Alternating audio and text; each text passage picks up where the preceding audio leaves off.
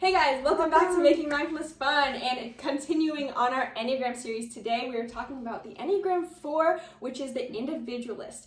And the individualist has some very deep emotions that mindfulness can really help them work through. And so in this video we're going to be sharing with you those key mindfulness practices on how they can actually step into their full power.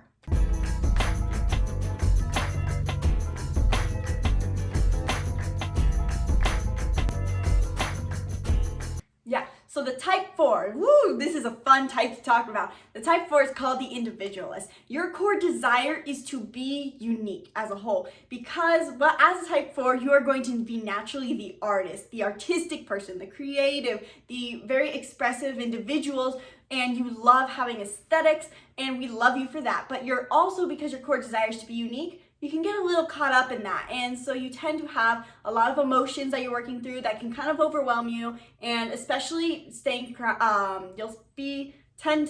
you'll tend to be drawn towards thinking towards things you're going to do in the future, or making sure that your aesthetic is pleasing to you. And what we want to do is give you a few mindfulness tips on how we can help you overcome that while also still embracing your personality.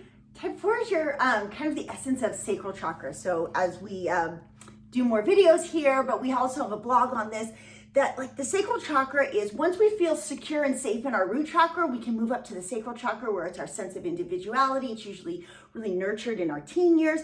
And the cool thing about a lot of people don't necessarily, they've kind of blocked that off. They don't know how special and unique they are. Well, type 4s, you do. You know deep down, and maybe you were accepted for it, maybe you weren't accepted for it. That'll definitely play a role in how healthy you are as a type 4.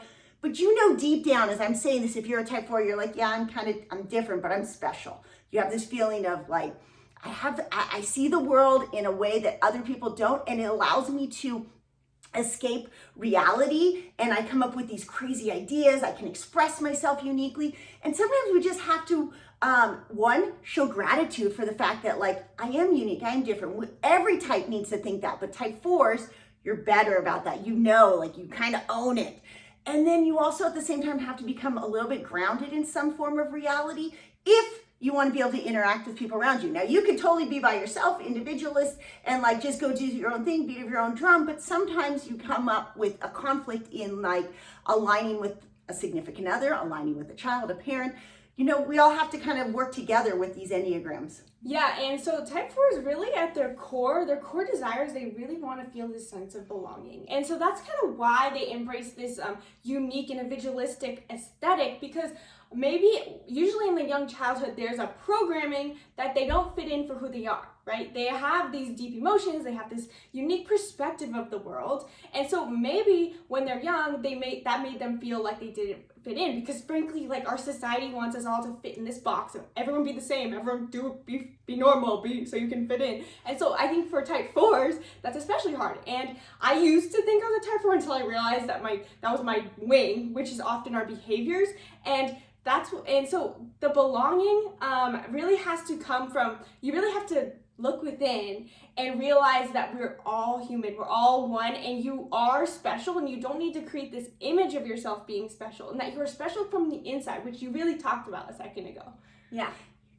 Go ahead. Well, on top of that, it's like, I hope we can convey this in all of our videos, but there's this unity consciousness where we are all the same, but inside that sameness, we all have our own unique gift that we're trying to share. And when you can master that, when you can realize like, I am you and you are me, but I bring something to the table that you need and you bring something to the table that I need, magic happens. Yeah. So just embracing, like you said, as a whole, just remember always that as a whole, you are always a unique individual, but you are in just grounding into that so that you don't worry as how, always thinking about, am I being seen as unique? Am I the individual I want to be? Am I? No, you already are and you always will be. Don't worry about it so much. Just ground into your gratitude for what you have now and be present and notice what is around you that you already have that's not necessarily within your aesthetic and what makes you fulfilled now. And so you could do some journaling. Journaling is a really good way for a type 4 to kind of anchor into that so you can reflect on how that feels. Yeah, it helps them get out of their head, because a lot of times sense of individualism comes from their emotional individualism, right? They have very deep emotions, and so a lot of times that also leads to rumination on negative emotions, because negative emotions are very deep, but type 4s really need to work on flipping it into really feeling into the depths of positive emotion, and gratitude journaling is the way to do that. Yes, and then this other mindfulness practice you want to use is making sure you not only journal to get those emotions out, but also getting out of your head in general and getting daily movement, whether it's yoga or running, just something that gets your energy moving so that you can release that excess, because you're so heavily emotional. Yeah, you're in So your release the intellectual quotient. You have to move back into your physical quotient. You can't just see unicorns all day. Inside joke. All right. Anyway, so I think that covers type 4s. Yes, and the last thing I wanted to touch on is the fact that the type 4 is part of the Shame Triad. And we didn't really cover this totally, but I'm sure we'll do more videos on this in the future about the triads. But type 4 is part of the Shame Triad, meaning the core negative emotion they feel is shame. So I think really aligning with your core values, which we do in all of our courses on the empowerment framework and in Flow State Warriors, we talk about aligning with your values, so that, because the key to escaping shame is aligning with self-worth, and self-worth comes from your values.